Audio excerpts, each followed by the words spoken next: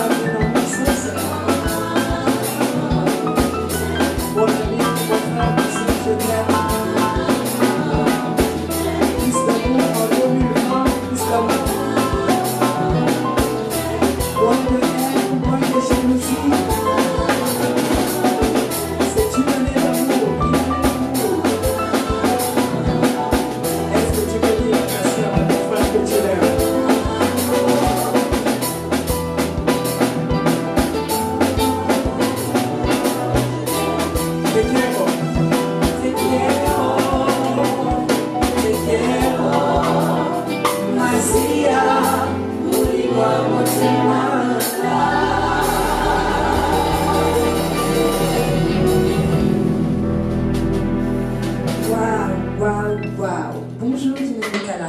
Bonjour. Alors très contente de t'accueillir du coup à ses pieds. Comme dit au début, donc cette nouvelle année 2020, qui est Gino Lucala? Merci pour la question. Gino Lucala, c'est un artiste, un prédicateur, un conférencier. Voilà. Mais c'est d'abord un chrétien, affermi, affranchi, marié, père de 2 chouettes filles, marié à Karine Compagnie, ma femme. Voilà. Et d'ailleurs, on salue. Mais Gino Lucala, c'est pas la personne qui est là. Gino Lucala, c'est un concept. Gino Lucala, c'est nous qui sommes là. Donc, Gino Lucala, je suis juste les sommets de l'iceberg. Mais Gino Lucala, c'est un ensemble des artistes, des intercesseurs, c'est un manager, c'est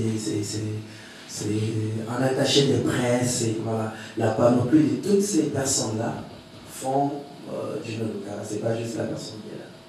Voilà. Ok, donc là tu viens de te présenter à nous en tant que Gino Lucala, l'artiste, avec ton groupe bien évidemment. Ouais. Et moi j'aimerais savoir depuis combien de temps tu es tout simplement artiste et tu exerces dans le milieu gospel. Depuis que je suis enfant. Bon, je descends déjà d'une lignée sacerdotale, comme on dit.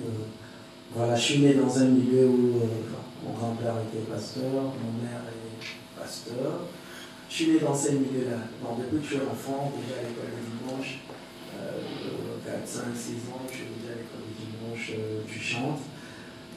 À 10 ans, déjà, j'ai dirigé l'école du dimanche en mettant un père bourré. Là, devant moi, j'étais trop court comme ça, mettant un père bourré. comme ça, là, déjà, à l'époque. Mais la musique, proprement dite, je veux dire, d'une manière professionnelle, je veux dire, c'est à mes 18-19 ans que j'ai commencé à faire la musique d'une manière professionnelle, je veux dire. Ok, nice. Donc si je comprends bien, tu es leader depuis ton plus jeune âge en fait. Oui, si elle dit que je suis un tabouret, j'aime pas parler, j'aime pas me jeter des fleurs, c'est toujours, j'aime pas. Voilà. Okay. Mais bon, je suis comme ça. Ok, qu'est-ce qui t'a motivé à chanter pour Dieu?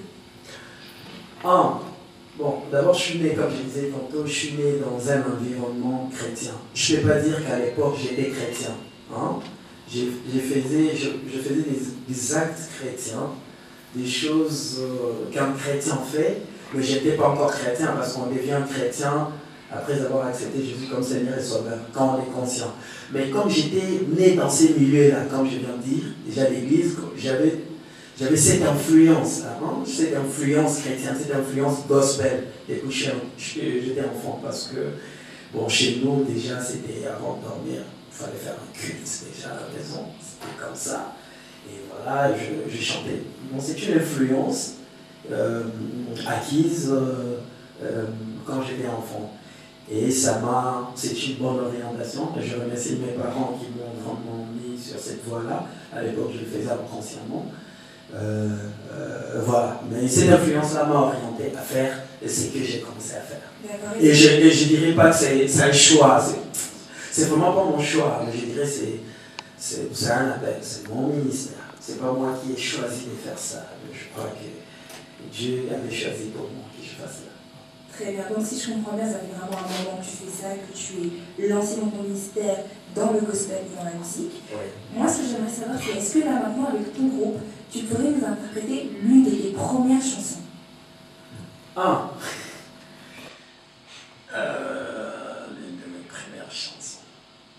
Bon, c'était pas prévu. Bon, Richie, donne-moi un mi. Hello.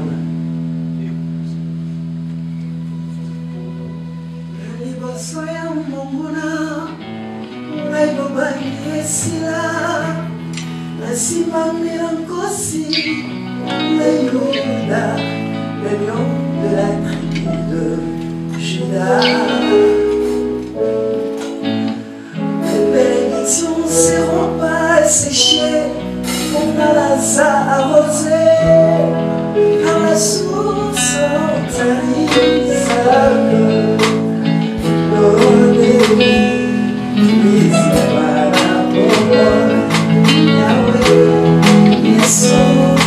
Voilà, c'est la chanson de l'homme assez.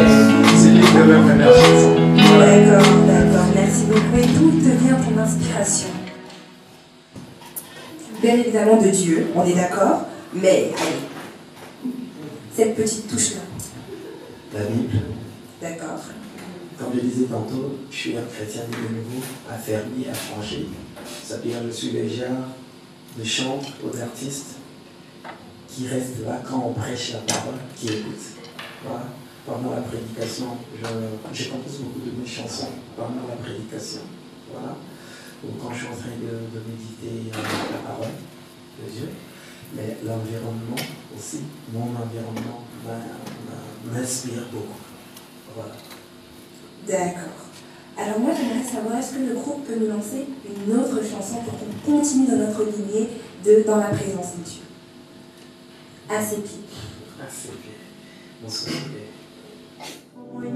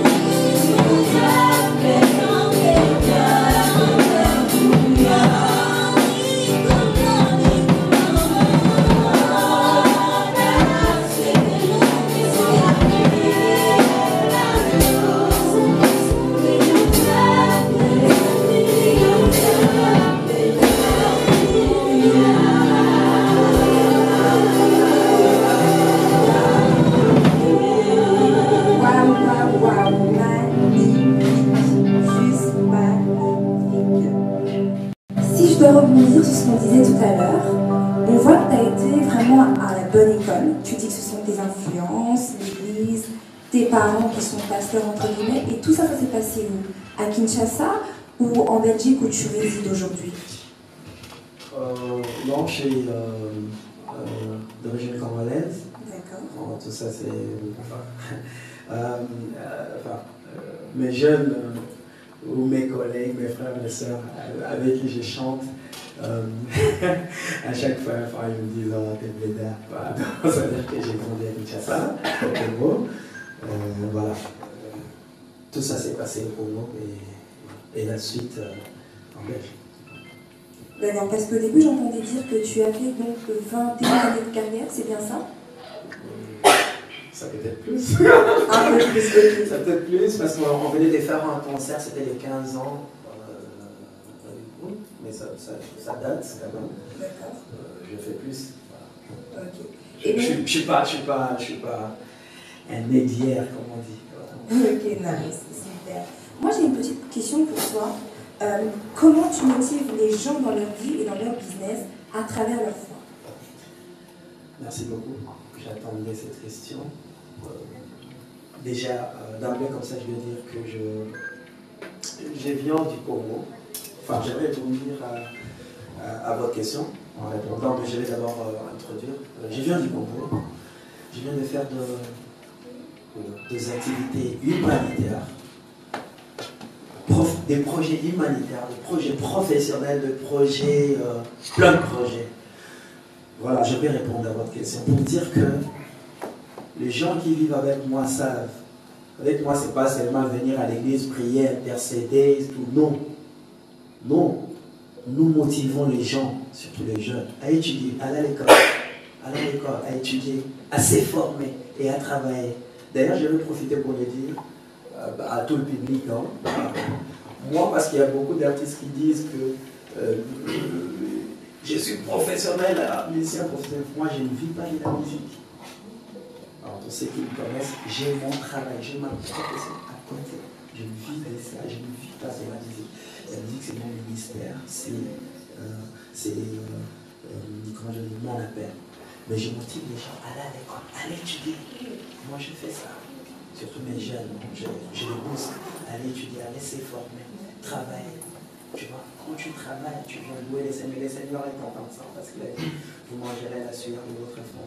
Je vais te couper, excuse-moi. Donc, si je comprends bien ce que tu me dis, tu sors un peu de ce paradoxe où les jeunes qui sont à l'église, exemple du lundi au dimanche, entre guillemets, qui restent constamment là, tu leur dis allez étudier, allez faire. Non, comment je passais là?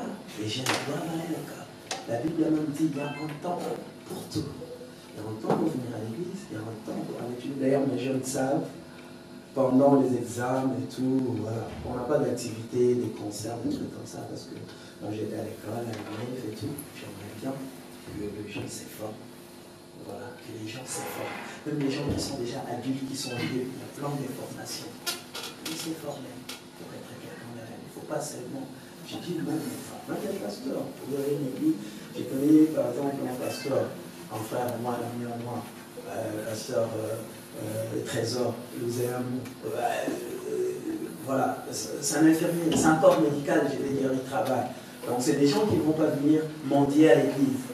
Tu vois, je ne viens même pas, on ne m'invite pas dans une église quand je viens, je commence à mendier, non, vous devez me donner ceci, sinon je ne joue pas. Je ne suis pas ce genre de chantre, ce genre de pourquoi. J'étudie mon travail. Voilà. Je soutiens d'ailleurs l'œuvre de Dieu avec le peu que j'ai. Voilà. Donc c'est très important, surtout les jeunes. Vous qui me suivez, je booste votre motivation. Allez à l'école, à vous former. Tu vois, c'est tellement, tellement, tellement important. C'est important. Et quand tu as des jeunes qui sont entre guillemets un peu brouillés par cette image et qui ne veulent pas entre guillemets prendre des conseils, qu'est-ce que tu fais? Un jeune qui viendrait à l'église, qui viendrait chanter et qui négligerait entre guillemets ses études ou ce qu'il a à faire, qu'est-ce que tu ferais? Qu'est-ce que tu lui dirais à ce jeune-là? Ok. Donc j'ai eu la chance, à mon église, j'ai eu la chance, enfin depuis que j'étais, depuis belle lurette, j'ai eu la chance d'être conducteur de jeunes, président de groupe de jeunes, conducteur d'adoration et de louange. C'est-à-dire qu'un jeune qui vient à l'église, mais qui ne s'applique pas à l'école, par exemple, parce qu'on aime travailler avec les parents, les connivences avec les parents. Un jeune qui aime bien venir chanter, jouer au clavier, qui sais-je encore, à la guitare et tout, mais qui ne s'applique pas à l'école.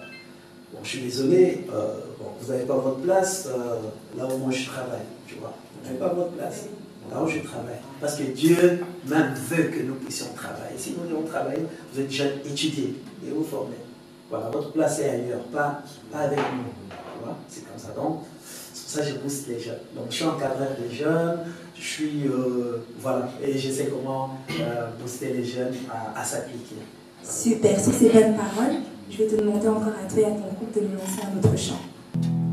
Revêtu de gloire, Jésus qui mon roi, lumière qui brille dans mon cœur et dans ma vie. Oh, revêtu de gloire, Jésus qui mon roi, lumière qui brille dans mon cœur et dans ma vie. Yes,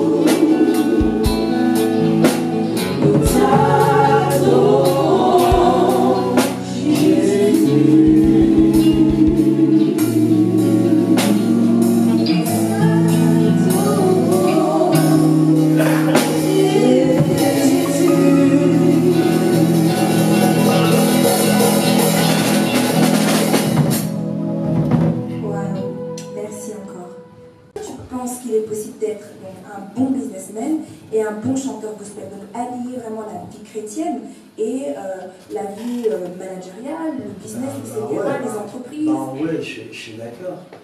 Là, on répondit sur ce qu'on venait de dire récemment. Là. Voilà, on peut être un chef d'entreprise et être pasteur. On peut être un chef d'entreprise, un manager et être chanteur gospel. On peut être voilà, chanteur gospel et faire, faire tout travail. Voilà. Il n'y a pas de problème. D'ailleurs, on doit tendre vers ça. Super, merci pour ta réponse. Alors, moi j'aimerais savoir quels sont les artistes qui t'inspirent, chrétiens ou non? Tous les artistes qui font de la bonne musique. Voilà. Comme Bon, je suis ami à plusieurs artistes. Et dans nos milieux, c'est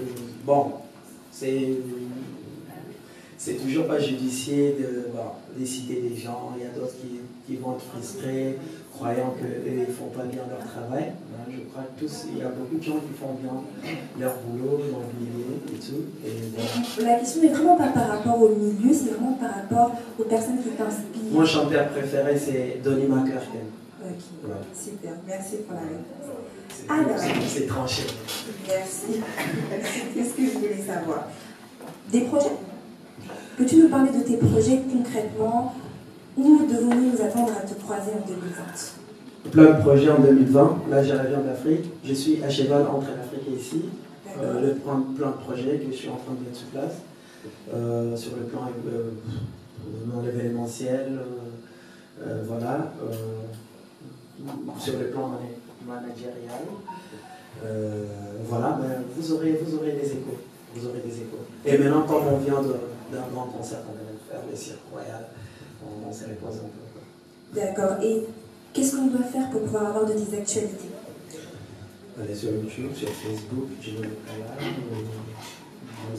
officiel. Gino Lucala officiel, c'est bien ça? Ouais, tout simplement. Super. Est-ce que le groupe a encore une petite chanson pour nous? Peut-être une dernière chanson, parce Bien que évidemment. voilà, une toute dernière.